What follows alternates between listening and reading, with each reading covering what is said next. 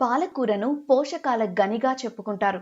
తక్కువ ధరకే లభించే ఈ ఆకుకూర వల్ల iron, calcium, vitamin A, vitamin C, vitamin K వంటి ముఖ్యమైన పోషకాలు శరీరానికి అందుతాయి. ముఖ్యంగా మహిళలు, పిల్లలు తీసుకునే ఆహారంలో ఈ పాలకూర ఉండాలని వైద్యులు సూచిస్తుంటారు. పాలకూరతో రక్తహీనత సమస్య చాలా వరకు తగ్గుతుంది.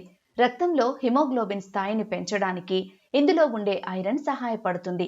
పాలకూరలో ఉండే విటమిన్ ఏ కళ్ళ ఆరోగ్యానికి మేలు చేస్తుంది.